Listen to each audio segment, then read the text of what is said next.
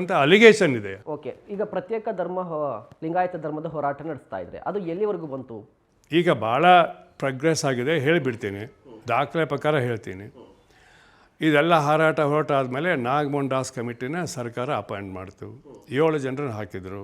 ಆ 7 ಜನರಲ್ಲಿ ಒಬ್ಬಿಬ್ಬರು ಎಸ್ ಸಿಗಳಿದ್ರು, ಒಬ್ಬರು ಮುಸಲ್ಮಾನರಿದ್ದರು, ಒಬ್ಬರು ಕ್ರಿಶ್ಚಿಯನ್ರಿದ್ದರು, ಉಳಿದವರು ಎಲ್ಲರೂ ಬೇರೆ ನಾನ್ ಲಿಂಗಾಯತರು ಇದ್ದರು. ಅವರೆಲ್ಲ ತಮ್ಮ ಕ್ಷೇತ್ರದಲ್ಲಿ ಪ್ರಸಿದ್ಧ ಆದವರೇ. ಅಧ್ಯಕ್ಷರಾಗಿದ್ದವರು ಹೈಕೋರ್ಟ್ ಜಡ್ಜ್ ಅವರು ಡೀಟೇಲಾಗಿ ಈ ವಾದಗಳು, ಪುಸ್ತಕಗಳು, ಅದಕ್ಕೇನು ಕೊರತೆ ಇಲ್ಲ. ಅವೆಲ್ಲರೂ ಬಿಟ್ಟಿದ್ರು. ಮೊದಲು ಪೇಪರ್ ಆರ್ಡ್ರಿಗೆ ಓದಿದ್ರು ಅವನ್ನೆಲ್ಲ. ಅವ್ರಿಗೆ ಗೊತ್ತಾಗಿತ್ತು ಯಾವ ವಾದಗಳು ಏನೇನು ಅಂತ ಆಧಾರ ಕೊಟ್ಟಿದ್ರು. 2 ಕಡೆ ಕೊಟ್ಟಿದ್ದಾರೆ. ಅವರಿಗೆ ಇವ್ರೇನು ಮಾಡಿದ್ರು, ನೋಟಿಸ್ ಕೊಟ್ಟಿದ್ರು ಅವ್ರ ಪೇಪರ್ನಲ್ಲಿ, ನಿಮ್ಮ ಯಾರ್ಯಾರು ಏನು ವಾದಗಳಿದೆ ಆಧಾರ ಸಹಿತವಾಗಿ ನಮಗೆ ಕೊಡಿ, ಆಧಾರ ಸಹಿತವಾಗಿ ಇಲ್ಲಿ ಬಂದು ಪ್ರೆಸೆಂಟ್ ಮಾಡಿ ಅಂತ ಹೇಳಿದರು.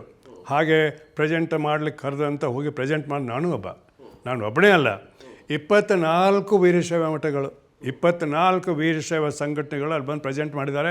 ಅವ್ರ ಹೆಸರು ನಾನೇ ಬಿಡುಗಡೆ ಮಾಡ್ತೀನಿ, ಅವ್ರ ಲಿಸ್ಟ್ನಾಗಿದೆ. ಪ್ರೆಸೆಂಟ್ ಮಾಡುವಾಗ 3 ಜನ ಪ್ರೆಸೆಂಟ್ ನಾನು ಇದ್ದೆ ಅಲ್ಲಿ. ತಮಗೆ ಬೇಕಾದ ಪುಸ್ತಕನೂ ಅವ್ರು ಕೊಟ್ಟಿದ್ದಾರೆ ಆಯಿತಾ. ಅಂದರೆ ಅವ್ರ ವಾದಗಳನ್ನು ಕೇಳಿದ್ದಾರೆ, ಅವ್ರ ಪುಸ್ತಕಗಳನ್ನು ಓದಿದ್ದಾರೆ, ಅವ್ರ ವಾದಗಳು ಲಿಖಿತವಾಗಿ ಕೂಡ ಕೊಟ್ಟಿದ್ದಾರೆ, ಅದನ್ನು ಅವ್ರ ಕಡೆ ಇದೆ. ನಾವು ಕೊಟ್ಟಿದ್ದೀವಿ, ಹೌದಿದೆ. ಇನ್ನು ಕೆಲವು ನಾಗರಿಕರು 2 ಕಡೆ ಸೇರಿದವರಲ್ಲ, ಒಂದು 5-6 ಜನ ಅವರು ಕೊಟ್ಟಿದ್ದಾರೆ ತಮ್ಮ ಅಭಿಪ್ರಾಯಗಳನ್ನು, ಕೆಲವು ಆಧಾರಗಳನ್ನ. ಇದೆಲ್ಲ ಮಾಡಿಕೊಂಡು ನಾಗಮೋಹನ್ ದಾಸ್ ಕಮಿಟಿಯವರು ರಿಪೋರ್ಟ್ ಕೊಟ್ಟರು. ಆ ರಿಪೋರ್ಟ್ನ ಕ್ಲಿಯರಾಗಿ ಹೇಳಿದರು, ಈ ಲಿಂಗಾಯತ ಧರ್ಮ ಅನ್ನೋದೇನಿದೆಯಲ್ಲ, ಇದು ವೈದಿಕಕ್ಕೆ ಪರ್ಯಾಯ ಧರ್ಮ. ವೈದಿಕದ ವಿರೋಧ ಇಲ್ಲೇ ಹೋದರೂ ಕೂಡ ಪರ್ಯಾಯ ಧರ್ಮ. ಹೇಗೆ ಜೈನರು, ಬುದ್ಧರು, ಸಿಖ್ರಿದ್ದಾರೆ ಪರ್ಯಾಯ ಧರ್ಮ, ನೀವು ನಿಮ್ಮ ಅಧಿಕಾರ ಮಟ್ಟದಲ್ಲಿ ಇದನ್ನು ನೀವು ಪ್ರತ್ಯೇಕ ಧರ್ಮ ಮತ್ತು ಪ್ರತ್ಯೇಕ ಸಮಾಜ ಅಂತ ನೋಟಿಫೈ ಮಾಡ್ಬೋದು ಅಂತ ಕೊಟ್ಟರು. ಇವರು ಮಾಡಿಬಿಟ್ರು. ಆರ್ಡರ್ ಬಂದುಬಿಟ್ಟಿದೆ. ಯಾವಾಗ? ಮಾರ್ಚ್ 23, 2018 ಆರ್ಡರ್ ಬಂದುಬಿಟ್ಟಿದೆ.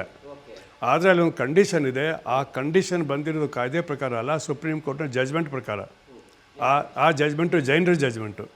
ಆ ಜಜ್ಮೆಂಟು ಮಣಿಪಾಲ್ ಇನ್ಸ್ಟಿಟ್ಯೂಟ್ ಜಜ್ಮೆಂಟ್ ಇದೆ. 2 ಜಜ್ಮೆಂಟ್ ಇದೆ. ಒಂದು ಕರ್ನಾಟಕ ಸಂಬಂಧಪಟ್ಟಿದ್ದು, ಒಂದು ಮಹಾರಾಷ್ಟ್ರ ಸಂಬಂಧಪಟ್ಟ ಜೈನರದಲ್ಲಿ ಇದೆ.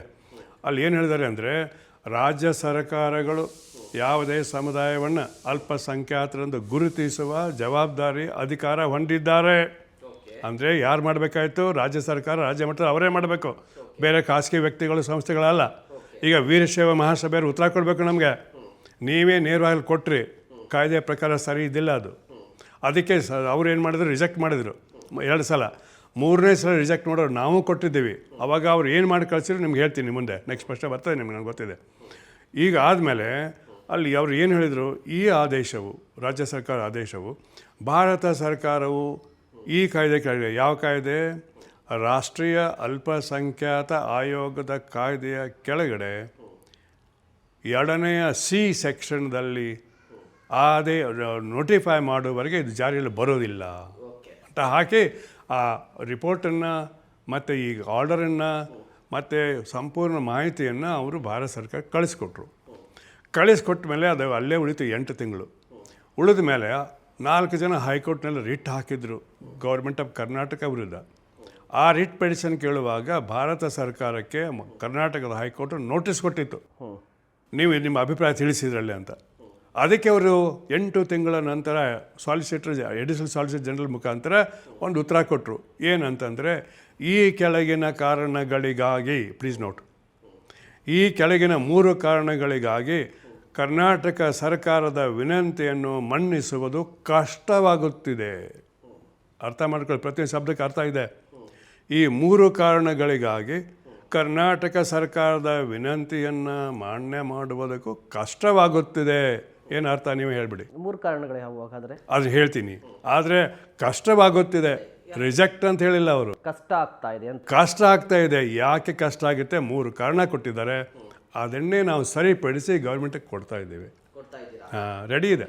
93 ಪುಟಗಳ ಉತ್ತರ ರೆಡಿ ಇದೆ. ನಾವು ಗೌರ್ಮೆಂಟ್ಗೆ ಇದೇ